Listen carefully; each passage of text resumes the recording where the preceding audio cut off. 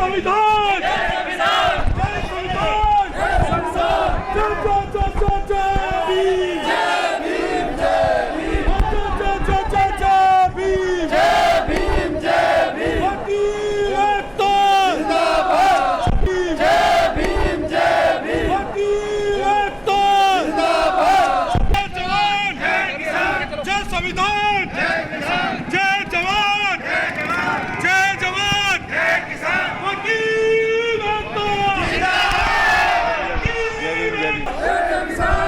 संविधान,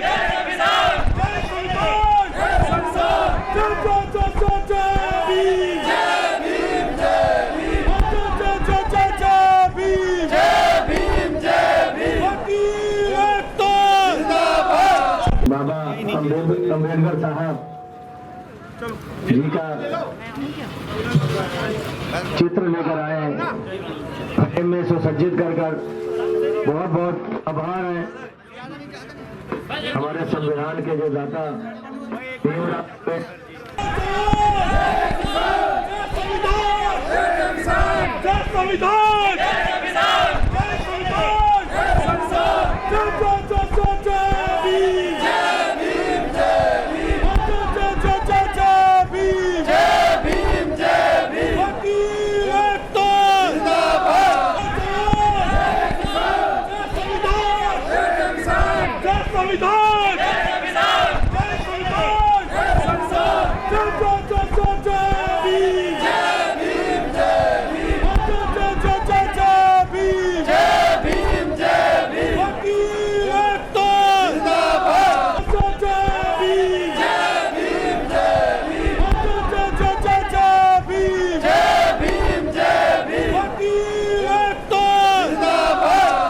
किसान एकता जिंदाबाद, किसान एकता बाबा भीमराव अम्बेडकर अमर रहे, अमर रहे, अमर रहे, भीमराव अम्बेडकर अमर रहे, अमर रहे। जय जय जय जय जय भीम, जय भीम जय भीम, और सारा बोलो जय भीम, जय भीम जय भीम, जय जवान, जय किसान, जय संविधान, जय किसान। Doctor B R Ambedkar. खड़ा है उनके लिए भी बहुत बहुत धन्यवाद, और धन्यवाद यहाँ की सारी जनता के लिए जिन्होंने अपना तन मन धन से सहयोग किया है, और इन तीनों कानूनों के खिलाफ जो आपने प्रदर्शन किया है और जो कर रहे हैं और जो करते रहेंगे तब तक जब तक ये तीनों काले कानून वापस नहीं होंगे। हमारी अधिवक्ता जो गण है उनकी तरफ से हमारे जो यहाँ के समिति के लोग हैं उनको पूर्ण आश्वासन देते हैं कि हम आपके साथ हैं, तन मन धन जिस तरह से आपको सहयोग की जरूरत होगी हम 24 घंटे आपके साथ रहेंगे।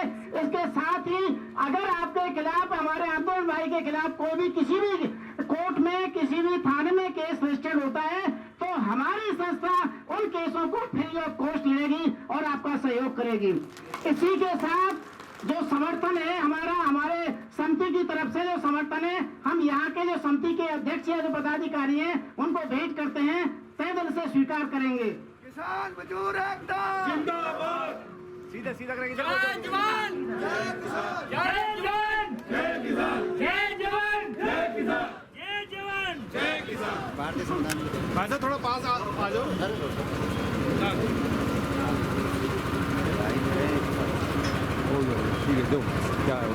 इसके साथ ही जो भारत की संविधान के बुक है वो भी हम इनको भेंट करना चाहते हैं, ये भी तहे दिल से स्वीकार करेंगे। माधवा जी आप ले लो ना। जय जय जय जय जय भीम, जय भीम, और सारे बोलो जय भीम, जय भीम जय भीम, और जय जय जय जय जय भीम, जय भीम जय भीम।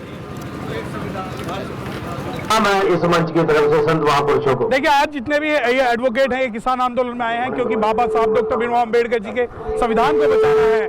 इस संविधान के अनुसार जो अधिकार दिए गए हैं किसान आंदोलन में, उन किसान आंदोलनों को हम समर्थन करने के लिए जितने भी एडवोकेट्स हैं वो यहाँ पर आए हुए हैं। दूसरी बात ये कि आप ये देखिए कि सरकार की जो तानाशाही पूर्ण जो आज रवैया आपको देखने को मिल रहा है, लोकतंत्र को नष्ट करने के लिए, संविधान को नष्ट करने के लिए जिस प्रकार इन्होंने एक कटीले बॉर्डर लगा दिए हैं और इस गाजीपुर को इन्होंने अंतर्राष्ट्रीय सीमा बना दिया है। और इस जो ये सरकार की जो दमनकारी जो नीतियां हैं, जो गैर संवैधानिक जो एग्रीकल्चर लॉ है और जो एसेंशियल कमोडिटी लॉ है, इसको चेंज करने के लिए जितना भी सपोर्ट इन एडवोकेट्स का किसानों को होगा हम करेंगे। क्या आपको लगता है कि ये दमनकारी सरकार किसानों का बात मानेगी? देखिए वो राजी माने या अनिल कुमार जी, देखा जाए आज जो है आप बहुत सारे जो एडवोकेट हैं उनके साथ सम्मिलित थे और कहीं ना कहीं गाजीपुर मंच पे जो है बाबा साहब की प्रतिमा स्थापित करने का एक विचार था और प्रतिमा दी गई। क्या किस तरह की प्लानिंग थी, कैसे आपके मन में आया कि यहाँ बाबा साहब की प्रतिमा स्थापित होगी? देखिए, ये लोग RSS के जो लोग हैं, आपने देखा होगा 28 तारीख की रात को ये लोग यहाँ पर इस आंदोलन को कमज़ोर करने के लिए यहाँ पर पहुँचे थे। एक तरीके से गैर संवैधानिक चीज़ों को उन्होंने हाथ में लिया, यानी कि सरकार के रखेल बन के सरकार की सपोर्ट लेके यहाँ पर वो लोग गुंडे बदमाश यहाँ पहुँचे जो इस आंदोलन को समाप्त करना चाहते थे। और सबसे बड़ा डर RSS को सिर्फ बाबा साहब डॉक्टर अम्बेडकर की विचारधारा से है और बाबा साहब को मानने वाले लोगों से है। तो यहाँ पर बाबा साहब की जो कमी यहाँ थी वो यहाँ पर ऐसे ही नहीं कमी पूरी की गई। यहाँ पर जो बाबा साहब के द्वारा जो संविधान जो लागू किया जाता है देश के अंदर, संविधान के द्वारा जो अधिकार मिले हुए हैं, आंदोलन करने के जो अधिकार मिले हुए, जो सरकार छीनना चाहती है, दमनकारी नीतियों के हिसाब से जो छीनना चाहती है, वहाँ हमारे जो वकील हैं, हमारे समाज के, बहुजन समाज के जो एडवोकेट्स हैं, वो यहाँ पर ना कि बाबा साहब की पोर्ट्रेट लेके आए हैं, यहाँ पर मंच पे ये बताने का काम किया है कि ये देश बाबा साहब डॉक्टर भीमराव अम्बेडकर के संविधान से चलता है। सभी अभिव्यक्ति की आज़ादी को जो दबाने का जो काम सरकार कर रही है, उसको यहाँ ये संविधान के माध्यम से बताने का काम किया है लोगों को, जो यहाँ लोग बैठे हैं, जिन लोगों को ये पता ही नहीं है कि बाबा साहब डॉक्टर अम्बेडकर ने संविधान लिखा। पर कुछ लोग ये समझते हैं कि एक छोटी सी जाति के लिए बाबा साहब डॉक्टर अम्बेडकर ने अधिकार दिए हैं, पर लोगों को ये पता नहीं है कि बाबा साहब डॉक्टर अम्बेडकर ने पूरे देश में रहने वाले जो लोग हैं, चाहे वो गरीब हो, चाहे वो दलित हों, चाहे वो SC ST OBC के या ब्राह्मण की जातियों के, अपर कास्ट के कोई भी लोग हों, चाहे महिलाएं क्यों ना हो, सबको बराबर का अधिकार बाबा साहब डॉक्टर अम्बेडकर ने संविधान के अंदर दिया है। आज बात रखने के लिए जो 70 दिन से अपने जो 3 काले कानून जो सरकार जो लेके आई है, उसके विरोध में अगर यहाँ धरने स्थल पे बैठे हैं, धरना देके जो दिल्ली के कोने कोने बॉर्डर पे बैठे हैं, ये भी बाबा साहब डॉक्टर अम्बेडकर के संविधान में अभिव्यक्ति की आज़ादी जो दी गई है, उसके द्वारा यहाँ लोग बैठे हुए हैं। जिस तरीके से देखा जाए मंच के माध्यम से भारतीय संविधान की प्रस्तावना आज जो है यहाँ जितने भी किसान आंदोलन में सम्मिलित लोग हैं उनको पढ़वाई गई, क्या आपको लगता है कि जो लोग यहाँ मौजूद थे वो भारतीय संविधान की प्रस्तावना से अभिभूत होंगे? बिल्कुल होंगे। यहाँ वही लोग बैठे हुए हैं बाबा साहब डॉक्टर अम्बेडकर को मानने वाले।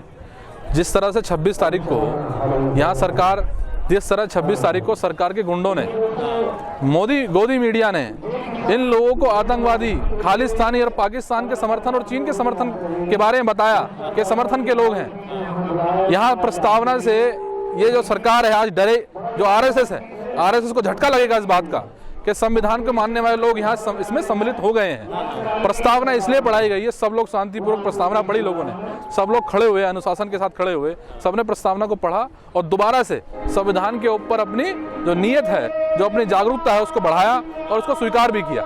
यानी कि संविधान को पढ़ते रहना चाहिए, हमारे बच्चों को, हमारी आने वाली जनरेशन को संविधान के बारे में पता होना चाहिए। अनिल जी, जिस तरीके से देखा जाए राज्यसभा का सत्र चल रहा है और कहीं ना कहीं विपक्षी पार्टियां इस भाजपा सरकार को ऐसी खरी खोटी बातें सुना रही है, घेरने का काम कर रही है, क्या आपको लगता है कि ये गूंगी बहरी सरकार सुन पाएगी? अब देखो, सरकार ने एक रवैया अपनाया हुआ है, वो चाहती है इस देश के संविधान को खत्म करना। इस देश में हिंदू राष्ट्र की बात कर रही है, हिंदू राष्ट्र को लाने की बात कर रही है। हिंदू राष्ट्र का मतलब ये है कि यहाँ ना सिखों को अपनी बात रखने का अधिकार होगा, ना मुस्लिम को अपनी बात रखने का अधिकार होगा, ना यहाँ पर बौद्ध को अपनी बात रखने का अधिकार होगा, अन्य क्रिश्चियन जो हैं उनको अपनी बात रखने का अधिकार होगा। यानी कि इस देश के अंदर ये लोकतंत्र को समाप्त करना चाहती है। यहाँ पर जो आवाज़ उठाने वाले जो लोग हैं, जो ये SC ST OBC और जो गरीब तबके के जो लोग हैं, इनकी आवाज़ को दबाना चाहती है। सरकार का सीधा रवैया है, सरकार को बिल्कुल भी रहम नहीं आ रहा। यहाँ पर लगभग 200 से ज़्यादा लोगों की हम शहीद हो गए हैं, मृत्यु हो गई है लोगों की। एक मृत्यु वहाँ भी हुई आंदोलन में, उसको भी आतंकवादी बताया गया।